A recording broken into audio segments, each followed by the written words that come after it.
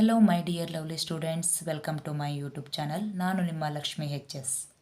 ಇವತ್ತಿನ ಈ ಒಂದು ವಿಡಿಯೋದಲ್ಲಿ ನಾವು ಸನ್ 2025-26ನೇ ಸಾಲಿನ ವಿಜ್ಞಾನ ವಿಷಯದ ಪಾಸಿಂಗ್ ಪ್ಯಾಕೇಜ್ ಕುರಿತು ವಿವರವಾಗಿ ಡಿಸ್ಕಸ್ ಮಾಡ್ತಾ ಹೋಗೋಣ. ಅದಕ್ಕೂ ಮೊದಲು ನೀವೇನಾದರೂ ಈ ಚಾನಲ್ಗೆ ಹೊಸಬ್ರಾದಲ್ಲಿ ತಪ್ಪದೇ ಸಬ್ಸ್ಕ್ರೈಬ್ ಮಾಡಿ. ಈ ಒಂದು ವಿಡಿಯೋ ಯೂಸ್ಫುಲ್ ಅನಿಸಿದರೆ ಲೈಕ್ ಮಾಡಿ, ಅದೇ ರೀತಿ ನಿಮ್ಮ ಫ್ರೆಂಡ್ಸ್ ಗ್ರೂಪ್ಗಳಿಗೂ ಕೂಡ ಶೇರ್ ಮಾಡಿ ಅಂತ ಹೇಳ್ತಾ ನಾವೀಗ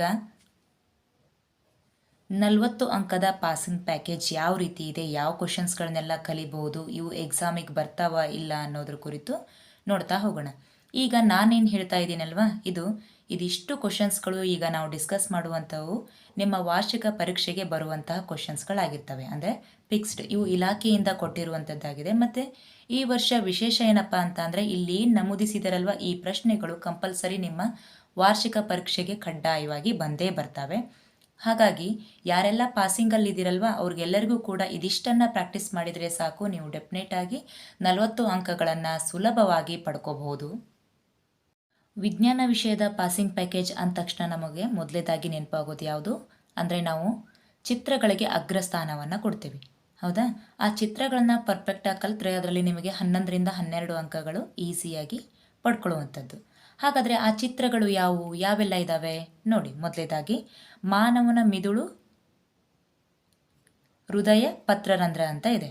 ಅಂದರೆ ಫಸ್ಟ್ ಪ್ರಿಫರೆನ್ಸ್ ನೀವೇನು ಮಾಡಬೇಕು ಅಂತಂದರೆ, ಮೊದಲು ಈ ಚಿತ್ರಗಳಿಗೆ ಕೊಡಬೇಕು. ಮಾನವನ ಮಿದುಳು ಅಥವಾ ಹೃದಯ 4 ಅಥವಾ ಹೃದಯ ಕೇಳಿದ್ರೆ 4 ಅಂಕಕ್ಕೆ, ಮಿದುಳು ಕೇಳಿದ್ರೆ 3 ಅಂಕಕ್ಕೆ. ಇವೆರಡು ಕ್ವಶನಲ್ಲಿ ಚಾಯ್ಸ್ ಇರುತ್ತೆ.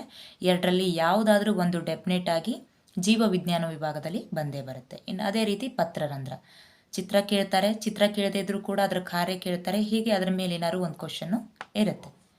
ಇನ್ನು ಇದು ಬಿಟ್ಟರೆ 2 ಅಂಕದ ಪ್ರಶ್ನೆಗಳಲ್ಲಿ ನೆಪ್ರಾನ್ ಮತ್ತು ಪರಾಗದ ಮೊಳೆಯುವಿಕೆ ಚಿತ್ರ, ಇದನ್ನು 2 ಅಂಕಕ್ಕೂ ಕೇಳ್ಬೋದು, ಕೆಲವೊಂದು ಬಾರಿ 3 ಅಂಕಕ್ಕೂ ಕೇಳ್ಬೋದು. ನೀವು ಕಲಿಯುವಾಗ ಚಿತ್ರ ಹಾಗೂ ಭಾಗಗಳನ್ನು ಸರಿಯಾಗಿ ಕಲ್ತ್ಕೊಳ್ರಿ, ಎಷ್ಟು ಅಂಕ ಕೇಳಿದ್ರು ಕೂಡ ನೀವು ಆರಾಮ್ಸೆ ಬಿಡಿಸ್ಬೋದು. ಹಾಗಾಗಿ ನೆಪ್ರಾನ್, ಪರಾಗದ ಮೊಳೆಯುವಿಕೆಯ ಚಿತ್ರ, ಅದಾದಮೇಲೆ ಬೆಳಕು ಪಾಠದಿಂದ ದರ್ಪಣ ಅಥವಾ ಮಸೂರದ ಡಯಾಗ್ರಾಮ್ಸ್ಗಳು ಅಂದರೆ ಬೆಳಕು ಪಾಠದ ರೇಖಾಚಿತ್ರಗಳು ಕಂಪಲ್ಸರಿ ಬಂದೇ ಬರ್ತವೆ. ನೀವು ಈಗ ನೋಡಿರೋ ಹಾಗೆ ಏನಾಗಿದೆ ಅಂತ ಅಂದರೆ, 3 ಪ್ರಿಪ್ರೇಟರಿ ಎಕ್ಸಾಮಲ್ಲೂ ಕೂಡ ಮಸೂರದಿಂದಲೇ ಕ್ವಶನ್ಸ್ಗಳು ರೈಸ್ ಆಗಿವೆ. ಹಾಗಾಗಿ ದರ್ಪಣ ಮತ್ತು ಮಸೂರ ನೋಡ್ಕೊಳ್ರಿ, ಅದರಲ್ಲಿ ಮಸೂರಲ್ಲಿ ಜಾಸ್ತಿ ಪ್ರಿಫರೆನ್ಸನ್ನು ಕೊಡ್ರಿ, ಮಸೂರದ ರೇಖಾಚಿತ್ರಗಳಿಗೆ. ಅದಾದಮೇಲೆ ಯಾವುದು ಸತುವಿನ ಚೂರುಗಳೊಂದಿಗೆ ಅಂದರೆ ಸಾರಯುಕ್ತ ಸಲ್ಫ್ಯೂರಿಕ್ ಆಮ್ಲದೊಂದಿಗೆ ಸತುವಿನ ಚೂರುಗಳ ವರ್ತನೆ ಡಯಾಗ್ರಾಮ್ ಇಂಪಾರ್ಟೆಂಟ್ ಆಗಿರೋದು. ಇದು ಪಾಸಿಂಗ್ ಪ್ಯಾಕೇಜಲ್ಲಿ ಇರೋದು, ಇವುಗಳನ್ನಂತೂ ಕಂಪಲ್ಸರಿ ಕಲೀಲೇಬೇಕು. ಅದಾದಮೇಲೆ ಲೋಹದ ಮೇಲೆ ಹಬೆಯ ವರ್ತನೆಯ ಚಿತ್ರ. ಇನ್ನು ನೆಕ್ಸ್ಟ್ ಬಂದು ನಿಯಮಗಳು. ಈ ನಿಯಮಗಳಲ್ಲಿ ಏನಾಗುತ್ತೆ ಅಂತ ಅಂದರೆ, 7 ನಿಯಮಗಳದಾವು. 7 ನಿಯಮಗಳಲ್ಲಿ ಕಂಪಲ್ಸರಿ ಯಾವುದಾದ್ರು 2 ನಿಯಮಗಳಂತೂ ಕೊಟ್ಟೇ ಕೊಡ್ತಾರೆ. ಮೊದಲೇದು ಓಮ್ ನಿಯಮ, ಜೌಲನ ಉಷ್ಣೋತ್ಪಾದನಾ ನಿಯಮ, ಫ್ಲೇಮಿಂಗ್ ಎಡಗೈ ನಿಯಮ ಹಾಗೂ ಬಲಗೈ ಹೆಬ್ಬೆರಳು ನಿಯಮ, ಜೊತೆಗೆ ಮೋಟಾರ್ ನಿಯಮ. ಇನ್ನು ಬೆಳಕು ಪಾಠಕ್ಕೆ ಸಂಬಂಧಪಟ್ಟಂತೆ ಬೆಳಕಿನ ಪ್ರತಿಫಲನದ ನಿಯಮಗಳು ಹಾಗೂ ವಕ್ರೀಭವನದ ನಿಯಮಗಳು. ಇವಿಷ್ಟು ನಿಯಮಗಳನ್ನು ಕಲಿತ್ರೆ ಇದರಲ್ಲಿ ನಿಮಗೆ 3ರಿಂದ 4 ಅಂಕಗಳು ಸಿಗ್ತವೆ. 2 ನಿಯಮಗಳನ್ನು ಕೇಳ್ತಾರೆ. ಅದಾದಮೇಲೆ ವ್ಯಾಖ್ಯಾನಗಳಿಗೆ ಸಂಬಂಧಪಟ್ಟಂತೆ ಆಹಾರ ಸರಪಳಿ ಅಂದ್ರೇನು, ಅದಕ್ಕೊಂದು ಎಕ್ಸಾಂಪಲ್ ನೋಡ್ಕೊಳ್ರಿ. ಇನ್ನು ಜೈವಿಕ ಸಂವರ್ಧನೆ ಅಂದ್ರೇನು, ಪರಾವರ್ತಿತ ಕ್ರಿಯೆ ಅಂದ್ರೇನು. ಇನ್ನು ಉಪಯೋಗಗಳಿಗೆ ಸಂಬಂಧಪಟ್ಟಂತೆ ಇದರಲ್ಲಿ ನೋಡ್ರಿ, ಈ ಆಮ್ಲಗಳು ಪ್ರತ್ಯಾಮ್ಲಗಳು ಪಾಠದಿಂದ ಏನಾಗುತ್ತೆ, ಅಡುಗೆ soda, washing soda, plaster of Paris, ಚೆಲುವೆ ಪುಡಿ, ಈ 4ರದ್ದು ಉಪಯೋಗವನ್ನು ನೀವು ಕಲ್ಕೊಂಡ್ರಿ ಅಂದರೆ ಡೆಫಿನೆಟ್ ಆಗಿ ಯಾವುದಾದ್ರೂ ಈ 4ರಲ್ಲಿ ಒಂದು ಬಂದೇ ಬರುತ್ತೆ. ಇಲ್ಲಾಂದರೆ ಮತ್ತು ಜೊತೆಗೆ ಉಪಯೋಗ ಕೇಳೋದಷ್ಟೇ ಅಲ್ಲದೆ ಇದರ ರಾಸಾಯನಿಕ ಸೂತ್ರ ಅಥವಾ ರಾಸಾಯನಿಕ ಹೆಸರನ್ನು ಕೂಡ ಕೇಳ್ತಾರೆ. ಈಗಾಗಲೇ ನೀವು ನಿಮ್ಮ ಪೂರ್ವ ಸಿದ್ಧತಾ ಪರೀಕ್ಷೆಯಲ್ಲಿ ನೋಡಿರೋಂಥದ್ದು. ಇನ್ನು ವ್ಯತ್ಯಾಸಗಳಿಗೆ ಸಂಬಂಧಪಟ್ಟಂತೆ 4 ಕೊಟ್ಟಿದ್ದಾರೆ. ಯಾವುದ್ಯಾವುದು ಅಂದರೆ ಸರಣಿ ಸಮಾಂತರ ಜೋಡಣೆದು, ಉತ್ಕರ್ಷಣೆ ಅಪಕರ್ಷಣೆ, ಪರ್ಯಾಪ್ತ ಮತ್ತು ಅಪರ್ಯಾಪ್ತ ಹೈಡ್ರೋಕಾರ್ಬನ್ ಅವುಗಳ ನಡುವೆ ವ್ಯತ್ಯಾಸ. ಇನ್ನು ಪೀನ ದರ್ಪಣ ಮತ್ತು ನಿಮ್ನ ದರ್ಪಣ, ಇವು 4ರಲ್ಲಿ ಅಂದರೆ 2 ವ್ಯತ್ಯಾಸಗಳು ಇರ್ತವೆ ನಿಮ್ಮ ಪೇಪರಲ್ಲಿ.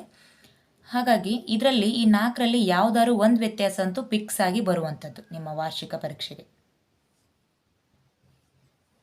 ಇನ್ನು ಗುಣಲಕ್ಷಣಗಳು ಅಂತ ಹೇಳಿಕೊಟ್ಟಿದ್ದಾರೆ. ಇದರಲ್ಲಿ ಕಾಂತೀಯ ಬಲರೇಖೆಗಳ ಗುಣಲಕ್ಷಣಗಳು ಹಾಗೂ ರೋಧವು ಅವಲಂಬಿಸಿರುವಂಥ ಅಂಶಗಳು, ಇವೆರಡು ಕ್ವಶನಲ್ಲಿ ಯಾವುದಾದ್ರು ಒಂದು ಕ್ವಶನ್ನು ಫಿಕ್ಸ್ ಆಗಿ ನಿಮ್ಮ ವಾರ್ಷಿಕ ಪರೀಕ್ಷೆಗೆ ಬರುತ್ತೆ. ಇನ್ನು ಅದಾದಮೇಲೆ ವಿವರಣೆಯಲ್ಲಿ, ಹೌದಾ, 3 ಅಂಕದ ಪ್ರಶ್ನೆಗಳಲ್ಲಿ ಯಾವ್ದು ಬರುತ್ತೆ, ಮಾನವರಲ್ಲಿ ಲಿಂಗ ನಿರ್ಧರಣೆ, ಈ ರೀತಿನೂ ಕೇಳ್ಬೋದು, ಅಥವಾ ಕ್ವಶನ್ ಕೆಲವೊಂದು ಬಾರಿ ಮಗುವಿನ ಲಿಂಗ ನಿರ್ಧರಣೆಗೆ ಯಾರು ಕಾರಣ ಅದನ್ನು ಸಮರ್ಥಿಸಿರಿ ಅಂತ ಹೇಳಿ ಕೂಡ ಕೇಳ್ತಾರೆ. ಇನ್ನು ಏಕತಳಿ ಸಂಕರಣ, ಇದಂತೂ ಗೊತ್ತಿರೋದು, ಅನುವಂಶೀಯತೆ ಪಾಠದಲ್ಲಿ ನಿಮಗೆ ಒಂದು ಚಕ್ಕರ್ ಬೋರ್ಡು ಕಂಪಲ್ಸರಿ ಏಕತಳಿ ಸಂಕರಣದ ಮೇಲೆ ಬಂದೇ ಬರುತ್ತೆ. ಅದರಲ್ಲೂ ಈ ಮೂರು ನಿಮ್ಮ ಪೂರ್ವ ಸಿದ್ಧತಾ ಪರೀಕ್ಷೆಯಲ್ಲಿ ಬಂದಿರುವಂಥ ಪ್ರಶ್ನೆ ಒಂದೇ ಆಗಿದೆ. ಸೊ ನಿಮ್ಮ ಆ್ಯನ್ಯುವಲ್ ಎಕ್ಸಾಮಿಗೂ ಕೂಡ ಡೆಫಿನೆಟ್ ಆಗಿ ಬರುವಂತಹ ಚಾನ್ಸಸ್ಸು ಬಹಳಷ್ಟು ಇದೆ ಅದೇ ಪ್ರಶ್ನೆ. ಇನ್ನು ವಿವರಣೆಯಲ್ಲಿ ಮುಂದುವರೆದು ಮತ್ಯಾವುದು ಅಂದರೆ ಸಸ್ಯ ಮತ್ತು ಪ್ರಾಣಿ ಹಾರ್ಮೋನ್ಗಳು. ನೆನ್ಪಿಟ್ಕೊಳ್ರಿ, ಸಸ್ಯ ಹಾರ್ಮೋನ್ಗಳನ್ನು ಕೇಳ್ತಾರೆ, ಪ್ರಾಣಿ ಹಾರ್ಮೋನ್ಗಳನ್ನು ಕೂಡ ಕೇಳ್ತಾರೆ. ಹಾರ್ಮೋನ್ಗಳನ್ನು ಅವರೇ ಕೊಟ್ಟು ಅದರ ಕಾರ್ಯವನ್ನು ಕೇಳ್ಬೋದು, ಅಥವಾ ಗ್ರಂಥಿಗಳನ್ನು ಕೊಟ್ಟು ಅವುಗಳ ಹಾರ್ಮೋನ್ಗಳ ಹೆಸರನ್ನು, ಸ್ರವಿಸುವಂತಹ ಹಾರ್ಮೋನ್ಗಳ ಹೆಸರನ್ನು ಕೇಳ್ಬೋದು, ಅಥವಾ ಹಾರ್ಮೋನ್ಗಳನ್ನು ಕೊಟ್ಟು ಅವುಗಳ ಗ್ರಂಥಿಗಳನ್ನು ಕೂಡ ಕೇಳ್ಬೋದು, ಅಥವಾ ಕಾರ್ಯವನ್ನು ಕೇಳ್ಬೋದು. ಹಾಗಾಗಿ ಇವೆರಡನ್ನು ತಪ್ಪದೆ ನೋಡ್ಕೊಳ್ರಿ. ಜೊತೆಗೆ ಈ ಸಸ್ಯಾನುವರ್ತನೆ ಅಂದರೆ ಸಸ್ಯಗಳ ಅನುವರ್ತನೆ ಯಾವ್ದ್ಯಾವ್ದು ಬರುತ್ತೆ, ರಾಸಾಯನಿಕ ಅನುವರ್ತನೆ, ಗುರುತ್ವಾನುವರ್ತನೆ, ತಾಪಾನುವರ್ತನೆ, ಜಲಾನುವರ್ತನೆ, ಹೀಗೆ ಅದರಲ್ಲಿ ವಿಧಗಳಿದ್ದಾವೆ. ಅವಷ್ಟುಗಳನ್ನು ನೋಡ್ಕೊಳ್ರಿ. ಈ ಸಸ್ಯಗಳ ಅನುವರ್ತನೆಯಲ್ಲಿ ಯಾವುದಾದ್ರು ಒಂದು ಫಿಕ್ಸ್ ಆಗಿರುವಂಥದ್ದು. ಇದಾದಮೇಲೆ ವಿವರಣೆಯಲ್ಲಿ ಜರಾಯುವಿನ ಕಾರ್ಯವನ್ನು ಕೇಳ್ತಾರೆ. ಆಮೇಲೆ ಉಸಿರಾಟ, ರಕ್ತ ಪರಿಚಲನೆ, ಜಠರ ಹಾಗೂ ಸಣ್ಣ ಕರಳಿನಲ್ಲಿರುವಂತಹ ಜೀರ್ಣಕ್ರಿಯೆ, ಇವಿಷ್ಟು ಟಾಪಿಕ್ ಕುರಿತು ಯಾವುದಾದ್ರು ಒಂದು ಕ್ವಶನ್ನು ನಿಮಗೆ 3 ಅಂಕಕ್ಕೆ ಇದ್ದೇ ಇರುತ್ತೆ. ಅದಾದಮೇಲೆ ಮಾನವನ ಗಂಡು ಮತ್ತು ಹೆಣ್ಣು ಸಂತಾನೋತ್ಪತ್ತಿಯ ಭಾಗಗಳು ಮತ್ತು ಅವುಗಳ ಕಾರ್ಯ, ಇದರಲ್ಲಿ ಚಿತ್ರಗಳನ್ನು ಕೇಳೋದಿಲ್ಲ ನಿಮಗೆ, ಬದಲಾಗಿ ಅವುಗಳ ಭಾಗಗಳು ಯಾವಿದಾವಲ್ವಾ, ಗಂಡು ಮತ್ತು ಹೆಣ್ಣು ಸಂತಾನೋತ್ಪತ್ತಿ ಭಾಗಗಳು ಹಾಗೂ ಅವುಗಳ ಕಾರ್ಯಗಳನ್ನು ಕೇಳ್ತಾರೆ. ಇದು 5 ಅಂಕಕ್ಕೆ ಒಂದು ಕ್ವಶನ್ನು ಫಿಕ್ಸ್ ಆಗಿರುವಂಥದ್ದು, 5 ಮಾರ್ಕ್ಸಿಗೆ ಒಂದು ಕ್ವಶನ್ನು ಬರುತ್ತೆ. ಇನ್ನು ವೃಷಣಗಳು ದೇಹದ ಹೊರಗೆ ಇರಲು ಕಾರಣ, ಇದಕ್ಕೂ ಕೂಡ ರೀಸನ್ನ ಕೇಳ್ತಾರೆ. ಈ ಕ್ವಶನ್ ಕೂಡ ಸುಮಾರು ಬಾರಿ ಬಂದಿದೆ, ಮತ್ತು ಪಾಸಿಂಗ್ ಪ್ಯಾಕೇಜಲ್ಲಿ ಕೂಡ ಕೊಟ್ಟಿದ್ದಾರೆ. ಅಂದರೆ ಈ ಕ್ವಶನ್ಸ್ಗಳು ಬರುವಂಥ ಸಾಧ್ಯತೆ ತುಂಬ ಇದೆ. ಇನ್ನು ಲೈಂಗಿಕ ಸಂತಾನೋತ್ಪತ್ತಿಯಲ್ಲಿ ಭಿನ್ನತೆಗಳು ಹೆಚ್ಚು, ಇದು ಕೂಡ.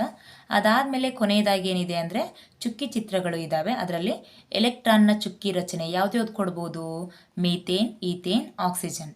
ಹೌದಾ, ಯಾವ್ದ್ಯಾವುದು, ಮೀಥೇನು, ಈಥೇನು, ಆಕ್ಸಿಜನ್, ಇವು ಮೂರನ್ನು ನೀವು ಏನು ಮಾಡಬೇಕು, ತಪ್ಪದೇ ಬಿಡಿಸುವುದನ್ನು ರೂಢಿ ಮಾಡ್ಕೋಬೇಕು. ಇದರೊಟ್ಟಿಗೆ ಇನ್ನೊಂದೇನು ಅಂತ ಅಂದರೆ ಸೋಡಿಯಂ ಕ್ಲೋರೈಡ್ ಹಾಗೂ ಮತ್ತು ಮೆಗ್ನೀಷಿಯಂ ಕ್ಲೋರೈಡ್, ಇವುಗಳದ್ದು ಕೂಡ ಏನು ಮಾಡ್ತಾರೆ, ಚುಕ್ಕಿ ಚಿತ್ರವನ್ನು ಕೇಳ್ತಾರೆ. ಹಾಗಾಗಿ ಸಾಧ್ಯ ಆದರೆ ಇದನ್ನು ಕೂಡ ನೀವು ಏನು ಮಾಡಿರಿ, ಪ್ರಾಕ್ಟೀಸ್ ಮಾಡಿರಿ.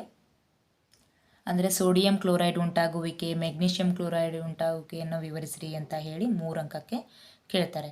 ನೋಡಿ ವಿದ್ಯಾರ್ಥಿಗಳೇ, ನಾವು ಇಷ್ಟೊತ್ತು ಡಿಸ್ಕಸ್ ಮಾಡಿರುವಂಥದ್ದು ಇದು ಇಲಾಖೆಯಿಂದ ಬಿಟ್ಟಿರುವಂತಹ 40+, ಅಂದರೆ ನೀವೇನು ಪಾಸಿಂಗ್ ಪ್ಯಾಕೇಜ್ಗಾಗಿ ಕಾಯ್ತಾ ಇದ್ದಿರಲ್ಲ, ಆ ಪಾಸಿಂಗ್ ಪ್ಯಾಕೇಜಲ್ಲಿ ನಿಮ್ಮ ವಾರ್ಷಿಕ ಪರೀಕ್ಷೆಯಲ್ಲಿ ಬರುವಂತಹ 40 ಅಂಕಗಳಿಗಾಗಿ ತಯಾರಿ ಮಾಡಿರುವಂತಹ ಇದೊಂದು ಕೈಪಿಡಿ ಅಂತ ಹೇಳ್ಬೋದು. ಹಾಗಾಗಿ ನೀವೇನು ಮಾಡಬೇಕು ಅಂತ ಅಂದರೆ ಈ 40+ಇನ ಅಷ್ಟು ಕ್ವಶನ್ಸ್ಗಳನ್ನು ಬರೆದಿಟ್ಕೊಂಡು ಪ್ರಾಕ್ಟೀಸ್ ಮಾಡ್ತಾ ಹೋಗ್ರಿ ದಿನೇ ದಿನೇ. ಇನ್ನೇನು ಸಮಯ ಹೆಚ್ಚು ಉಳಿದಿರೋದು ಕೇವಲ ನಿಮಗೆ ಇನ್ನೊಂದು 15ರಿಂದ 16 ದಿನಗಳು ಉಳಿತು. ಸೊ ಆದಷ್ಟು ಸಮಯವನ್ನು ಉಪಯೋಗ ತಗೊಳ್ರಿ, ಯುಟಿಲೈಸ್ ಮಾಡ್ಕೊಂಡು ಓದಿ.